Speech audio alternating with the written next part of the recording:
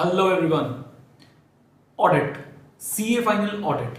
हम इस वीडियो में स्पेसिफिकली बात करेंगे सीए फाइनल के एक एग्जाम के बारे में जिसका नाम है ऑडिटिंग।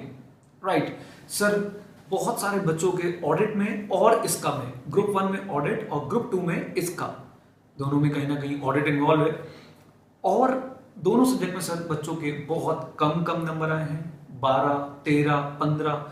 जिस बच्चे के एसएफएम में सर 83, 85 मार्क्स हैं, उसके ऑडिट में 13 नंबर हैं। सर ऐसे ऐसे बहुत सारी चीजें मुझे सुनने को मिली, जिस सुन के मैं बहुत ज्यादा हैरान हुआ और मैंने सोचा कि यार ये क्या हो रहा है, ऐसा क्यों हो रहा है कि सर आईसीएआई कि सर इतनी दिक्कतें पैदा कर रहा है बच्चों के लिए, जैसे ऑडिट जैसे सब्जेक्ट में, और जो कि उनका मेन सब्जेक्ट है। उन्होंने शायद सर उन्होंने अपने आर्टिकल का मेजर पोर्शन ऑडिट में स्पेंड किया हो, है ना। तो इन चीजों को ध्यान में रखते हुए मेरे को लगा कि sir let's do a video on how to write audit exam, और you can take it as how to score good marks in audit exam, especially C final, और how to present in audit exam. बहुत सारी बातें हैं sir करने के लिए। सबसे पहले डिस्क्लेमर सर, ये मैं जितनी बातें आपको बता रहा हूँ पर्सनल एक्सपीरियंसेस 1, 2 सर, जो आसपास के स्टूडेंट्स हैं, जो बाकी सब मुझसे बच्चे जुड़े हुए हैं, उनके एक्सपीरियंसेस से साथ आपके साथ शेयर कर रहा हूँ। किसी बच्चे के 60 नंबर आए, उसकी कॉपीज शायद देख के मैं आपके साथ कुछ शेयर कर रहा हूँ। अगर मुझे उस बच्चे ने परमिशन दी, पुराने एग्जाम्स की कॉपीज हैं, तो मैं आपके साथ वो भी शेयर करूंगा। सो इस वीडियो में हम बहुत सारी बातें करने वाले हैं, ठीक है। बट ये सारे मेरे पर्सनल एक्सपीरियंसेस हैं। आप लोग सर चाहें तो यूज कीजिएगा, चाहे तो यूज मत कीजिएगा, लेकिन यूज करने के बाद सर ऐसा कुछ मत कीजिएगा कि सर आपने कहा था हमने ऐसा किया और नंबर नहीं आया, और आपने कहा था हमने ऐसा किया और नंबर आ गए, as the case be, please. So it was the disclaimer to take care of your subject yourself. I am just here to guide you with my experiences and with the experiences of the students who have scored really good marks in CA final auditing. Right. 1, 2 इस video के पता नहीं sir कितने parts बनेंगे, क्योंकि मैं बहुत आराम से फुर्सत से बैठा हूं सर ऑडिट के ऊपर वीडियो बनाने के लिए। बहुत ज्यादा जरूरी है कि सर हम ऑडिट जैसे सब्जेक्ट को बहुत अच्छे से कवर करके आए एंड अच्छे नंबर स्कोर किए जा सकते हैं। सो पार्ट्स अगर बनेंगे तो इसी वीडियो के नीचे डिस्क्रिप्शन या कमेंट बॉक्स में मैं सर उनकी वीडियोस के लिंक्स छोड़ता जाऊंगा, आप उनसे आप आगे वाले पार्ट्स देख सकते हैं। राइट, मैं इस वीडियो को सर पर्टिकुलरली 4 पार्ट्स में आपके साथ बांटना चाहूंगा, जिसमें से सबसे पहला पार्ट होने वाला है general tips. General tips sir, these tips will be applicable for every exam, not only for auditing. Sir अगर आप आईपीसीसी कर रहे हैं, फाइनल कर रहे हैं, कोई भी कोर्स कर रहे हैं सर सीए में, तो आपके लिए जनरल टिप्स बहुत काम आने वाली है। सी जनरल टिप्स में बच्चों हम बहुत सारी चीजें करेंगे, और जनरली मैं अपनी हर हाउ टू वीडियो के अंदर सर ऐसी सारी चीजें मैं बताता हूँ बच्चों को। देन सेकेंड बात बच्चों जो हम बात करेंगे जनरल टिप्स के बाद, वो होने वाली है डिवीजन ऑफ सिलेबस। कितने पार्ट्स में हम ऑडिट के सिलेबस को डिस्ट्रीब्यूट कर सकते हैं, बांट सकते हैं, और फिर सर हम उसको अकॉर्डिंगली स्ट्रैटेजी बना के बीट कर सकते हैं। देन थर्ड पार्ट बच्चों जो होने वाला है वो होगा हमारे लिए how to study audit, how to study audit और how to prepare for audit. And fourth part बच्चों इस वीडियो का हमारे पास होगा how to write answers in your audit exam. Right. एक बच्चों पांचवा पार्ट में और बना लेता हूं मिसलेनियस। अगर कोई चीज रह जाएगी तो सर हम उसको फिफ्थ पार्ट में कवर कर देंगे। So basically we are going to cover 4 things. Fifth part हमने एक प्रोविजन बना लिया कि कुछ भी अगर रह गया तो सर हम उसे यहां पे फिफ्थ पार्ट में कवर कर लेंगे। राइट। सो बच्चों जैसा कि हमने शुरुआत में बात करी कि सर हम इनको 5 पार्ट्स में डिवाइड करने वाले हैं। सबसे पहले मैं बात करूंगा सर जनरल टिप्स, और आइए जनरल टिप्स को कवर अप करने की कोशिश करते हैं कि हमारे पास क्या है जनरल बातें जो हमें ऑडिट सीए फाइनल का ऑडिट पढ़ते समय ध्यान रखनी चाहिए। लीजिए सर, सो सबसे पहली बात बच्चों बात करने वाला हूं स्टडी सोर्स।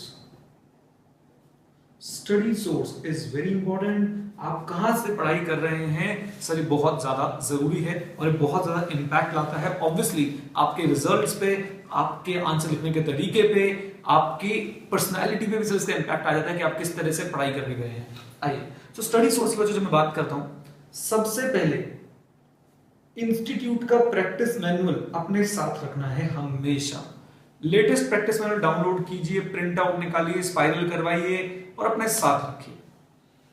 इंस्टीट्यूट की लास्ट कम से कम 4 आरटीपीज आपके पास होनी चाहिए। लास्ट कम से कम 4 से 5, चलो मैं इसको 5 बना देता हूं, सजेस्टेड आंसर। इससे भी ज्यादा कर पाए तो बहुत अच्छी बात है, लेकिन सर कम से कम इतना तो अपने पास होना ही चाहिए, राइट। इसके बाद हम सबको लगता है कि हमारे पास एक रेफरेंस बुक होनी जरूरी है जिसको हम रेफर कर सकें, जिससे हम चैप्टर वाइज स्टडी कर सकें। स्टडी मटेरियल सजेस्टेड नहीं है ऑडिट पढ़ने के लिए। हाँ, रीडिंग आप जरूर दे सकते हैं, रीडिंग कि हाँ चलो एक बार हमने रीडिंग दे ली, हमें बेसिक पता है कि sir okay this is covered in my syllabus. Then बच्चों एक अगर मैं रेफरेंस बुक की बात करता हूं तो इस पे बहुत ज्यादा दिक्कत है। स्टूडेंट्स आर आस्किंग कि सर कौन सी रेफरेंस बुक है जो हम ले, कौन सी रेफरेंस बुक है जो हम ले, एटसेट्रा एटसेट्रा एटसेट्रा। सर मैं उसके लिए आपको कुछ बताता हूं। सबसे पहले एक बहुत ही फेमस टीचर है सर, लेडी टीचर है, उनकी किताबें ऑलमोस्ट हर बच्चे के पास होती हैं। See I am not against anyone, ये मैं डिस्क्लेमर दे रहा हूं सर, मैं सिर्फ अपनी राय रख रहा हूं, बच्चों की राय रख रहा हूं। Particularly I don't like that book, क्योंकि उस बुक में कभी कभी इतनी चीजें कंसाइज कर दी गई हैं, और खासकर वो बच्चा जो सेल्फ स्टडी के थ्रू उस बुक को पढ़ रहा है। See there is a big difference. आप उसी टीचर से अगर पढ़ रहे हैं उस बुक से तो बहुत अलग बात है, आप खुद उस बुक से सेल्फ स्टडी कर रहे हैं तो बहुत अलग बात है। बड़े बड़े टीचर्स से सर मेरी बात हुई, उन्होंने खुद हमें बताया कि हम ये आपको अंडर द कवर बात बता रहा हूँ सर, कि हम जानबूझ के हम बुक्स ऐसी डेवलप कर देते हैं कि सर जो सेल्फ स्टडी वाला बंदा है ना थोड़ी सी तो मार खाए, ठीक है ना। बहुत बड़े बड़े टीचर्स सर मैं नाम लेना चाहूंगा, but yes there are big teachers जो सर ऐसी चीज करते हैं ताकि सर सेल्फ स्टडी वाला बंदा परेशान रहे। सो एक बार आपको ध्यान रखनी, जो भी बुक आप चूज कर रहे हैं सर वो बहुत ध्यान से चूज कीजिए। अगर हैंड रिटन नोट्स मिल जाए तो उन टीचर की बुक के साथ जिनकी मैं बात कर रहा हूं उनके साथ आपको उनके हैंड रिटन नोट्स मिल जाए तो ठीक होता है, ओके ओके टाइप होता है। बट मैं आपको कुछ बुक्स बताता हूं सर। एक विनोद अग्रवाल सर की बुक आती है सर ऑडिट के लिए, वो बुक हमने जरूर अपने पास रखनी है, जरूर जरूर जरूर। हम सिलेक्टिव होकर सर उनसे चीजें पढ़ सकते हैं सर। एक हमारे पास डीएस रावत सर की बुक आती है सर स्टैंडर्ड्स ऑन ऑडिटिंग के लिए, बहुत थोड़ी सी आपके लिए हाई लेवल की वो बुक बन जाएगी, बट फिर भी हम उस बुक को जरूर जरूर जरूर रेफर कर सकते हैं, रख सकते हैं अपने पास।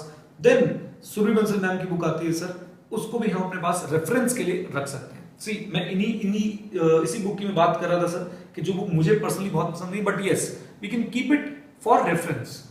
सी दिस इज चार्टर्ड अकाउंटेंसी यार, ये कोई आपका 12th का नहीं है अपने टीएस अग्रवाल सर की बुक उठाई बस उसी को करके चले जाओगे, नहीं। बल्कि उसमें भी हम 2-3 किताबें सॉल्व करते थे, तो हमें 2-3 चीजें अपने पास रखनी चाहिए सर रेफरेंस के लिए। कुछ topic sir Vinod Agrawal sir की बुक में बहुत अच्छे, जिससे हम प्यार से टिप्स बुलाते हैं। आजकल मुझे नहीं पता इसे किस नाम से सर जाना जाता है, हमारे टाइम से टिप्स के नाम से जाना जाता था। पुणे के टीचर हैं sir Vinod Agrawal sir. DS Rawat sir की सर बुक बहुत अच्छी मिल सकती है आपको एसेज के ऊपर particularly. Then Surbhi Bansal ma'am की बुक है, हम रेफरेंस के लिए अपने पास रखेंगे। सो इन तीनों बुक्स में से हम मिक्स एंड मैच करके पढ़ सकते हैं हर टॉपिक को। मैं आगे बताऊंगा भी कि सर कौन सा टॉपिक कौन सी बुक से पढ़े तो बहुत सही रहेगा। इवन हमने जब डिस्कस भी करना है हाउ टू स्टडी ऑडिट, तो मैं उस वाले पार्ट में सारी चीजें डिस्कस करेंगे, राइट। तो जनरल टिप में बच्चों सबसे पहली टिप आई हमारे पास study source. Study source sir ये सारी चीजें अपने पास इकट्ठी कर लीजिए ऑडिट की शुरुआत करने से पहले, राइट। रेफरेंस बुक भी अपने पास रखेंगे, मैं दिखाऊंगा इसको कैसे आप लोग यूज करेंगे, कैसे पढ़ेंगे, वो बातें हम आने वाले समय में करने वाले हैं। Okay, then second general tip बच्चों, ऑडिट थ्योरी सब्जेक्ट नहीं है। ओके, हम इसे देखते हैं या टीचर्स इसे ऐसे कहते हैं, शायद एक आधी बार मैंने भी ऐसे कहा, but frankly speaking audit theory subject नहीं है। It's a hardcore practical subject, other I should say सबसे ज्यादा प्रैक्टिकल बातें जहां सीखने को मिलती है और जहां इन्वॉल्व होती हैं उस सब्जेक्ट का नाम है sir auditing. So keep this in your mind, audit एक थ्योरी सब्जेक्ट नहीं है, right. So audit is not a theory subject, अपना बेंट ऑफ माइंड में चेंज करना पड़ेगा। Audit is not a theory subject, right. Keep this in mind sir. आप अगर इसे थ्योरी सब्जेक्ट पढ़ के समझ मतलब थ्योरी सब्जेक्ट मान के समझने की कोशिश कर रहे हैं, रटने की कोशिश कर रहे हैं, कुछ नहीं होना जाना सर, फेल हो जाओगे, राइट। इसमें एक बहुत इंपॉर्टेंट बात बच्चों, आईपीसीसी का बेस बहुत इंपॉर्टेंट है, very important, very very very important sir IPCC का बेस। आप मानिएगा मेरी बात, आईपीसीसी लेवल पे 32 एसेज होते हैं, 32 सारे के सारे फाइनल में रिपीट होते हैं एज इट इज। जिन बच्चों को बेसिक चीजें क्लियर नहीं है, जैसे कंप्लायंस प्रोसीजर रट तो लिया क्या होता है, मतलब उसकी लैंग्वेज तो रट ली, लेकिन कंप्लायंस फेलियर क्यों होता है, उसका बेस क्या है, असर्शन का मीनिंग क्या है। आप मानेंगे नहीं सर, आप बोलते हैं मेरे ऑडिट में मार्क्स कम आए, मैं आपसे 2-4 सवाल अगर अभी करूं ना सर, आप परेशान हो जाएंगे। बेसिक बात पूछता हूं, what do you mean by assertion. बिना बुक खोले आप में से कितने लोग हैं जो उसको डिफाइन कर पा रहे हैं। चार्टर्ड अकाउंटेंट बनने वाले हैं सर आप लोग, can you define what do you mean by assertion and in which essay it's definition is given. So एक मतलब बेसिक बात ये है कि आईपीसीसी का बेस बहुत इंपॉर्टेंट है, और सर हमारे को इसमें एक्सपर्ट लेवल है ना आईपीसीसी के बेस पे। ओके, एक क्वेश्चन मैं और पूछता हूं आप लोगों से, मुझे पता है आप लोग सब चिल्लाने वाले होंगे, what do you mean by financial statement, what do you mean by financial statements. आप में से आधे से ज्यादा बच्चे कह रहे होंगे financial statements are P&L, balance sheet, cash flow, notes to accounts. लल्लू हैं आप लोग अगर आप ये आंसर दे रहे हैं सर, मैं ऑडिटिंग में बात कर रहा हूं, आप सर किसी और के हिसाब से आंसर दे रहे हैं। They are components of financial statement, definition of financial statement is different given in SA 200, structured representation of historical financial information of an entity with the intended to portray the entity's economic result and economic position as per applicable financial reporting framework. This is the definition of financial statement, right? Written in essay 200. essay 200 का मैं आपसे नाम पूछ लूं, आधे बच्चे गुल होते। सीए फाइनल के बच्चों को essay के नाम याद नहीं, आईपीसी का बेस कमजोर है। चलिए essay 200 का नाम बिना देखे, कम ऑन टेल मी। आप में से आधे सोच रहे होंगे भाई ये तो रटवाने की बात कर रहा है, ये तो रटना पड़ेगा। सर रटना पड़ेगा सर, आप लोग हाई एंड प्रोफेशनल है, आप इतनी बार पढ़ लीजिए कि वो आपके माइंड में सेट हो जाए। ऐसे 200 का नाम, come on. Overall objectives of an independent auditor and conduct of an audit in accordance with SAs. Internal control की डेफिनेशन, आप में से 90% बच्चों को इंटरनल कंट्रोल की डेफिनेशन नहीं आती होगी सर, और आप लोग कहते हैं हम सी फाइनल फेल हो रहे हैं। आप लेमैन लैंग्वेज वहां पे यूज करके आओगे प्रोफेशनल एग्जाम में। यार बीकॉम का एग्जाम थोड़ा है जो कुछ भी लिख दिया, तुझे देखा तो जाना सनम, प्यार होता है दीवाना सनम, चल मार्क्स दे दे सनम, कुछ नहीं मिलना ऐसे सर। सो आपको अपना बेस बहुत ज्यादा स्ट्रॉन्ग करना है। और फिर बोल रहा हूं आईपीसीसी के हर सब्जेक्ट पे ध्यान दीजिए सर, अगर आपके जूनियर्स उन्हें गाइड कीजिए, क्योंकि फाइनल का बेस आईपीसीसी में बनता है, चाहे वो टैक्स हो, चाहे वो सर ऑडिट हो, चाहे वो लॉ हो, चाहे वो अकाउंट्स हो, चाहे कॉस्ट ऑफ हो, राइट। तो सर जनरल टिप में एक आईपीसीसी का बेस बहुत इंपॉर्टेंट है, हमने उसको ध्यान रखना है, राइट। और कुछ बातें बच्चों, सर टिप्स में सबसे खास टिप बच्चों जनरल टिप में ट्रेंड का ध्यान रखिए, क्या आ रहा है पेपर में, क्या नहीं आ रहा है पेपर में, कितने मार्क्स का आता है, कितने मार्क्स नहीं आता है, अपने आप एनालाइज कीजिए। आप अपनी खुद की सर एक एक्सेल शीट बना लीजिए, लास्ट 4-5 अटेम्प्ट का जिसपे एनालिसिस हो बहुत जबरदस्त तरीके से। फॉर एग्जांपल सर ऐसे 200 के लास्ट अटेम्प्ट में कितने क्वेश्चन आए थे, लास्ट 5 अटेम्प्ट में। ऐसे 500 ऑडिट एविडेंस, सर ऐसे 500 के लास्ट 4 अटेम्प्ट में 5 में कितने क्वेश्चन आए थे। 2-4 दोस्त मिलकर बना लीजिए, एक दूसरे की रिस्पॉन्सिबिलिटी लगा दो, भाई ये पहले 200 वाले सीरीज वाले ऐसे मेरे, 500 वाले सीरीज वाले ऐसे तेरे, उसके बाद 700 वाले 800 वाले ऐसे करके बांट लीजिए। तो पूरा अपना एक ट्रेंड चार्ट बना लीजिए कि सर हमारे पास ऐसे में से कितने क्वेश्चन आए थे, कौन कौन से क्वेश्चन आए थे, प्रोफेशनल एथिक्स से कौन कौन से शेड्यूल के किस क्लॉज का क्वेश्चन आ चुका है पिछले 4 अटेम्प्ट में।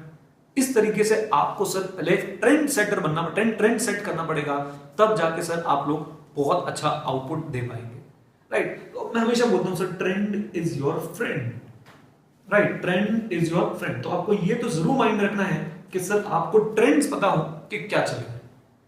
ओके, सो ये है बच्चों को जनरल टिप्स, और ये बहुत इंपॉर्टेंट है आपके लिए सर अपने एग्जाम में स्कोर करने के लिए, ऑडिटिंग के एग्जाम में स्कोर करने के लिए, राइट।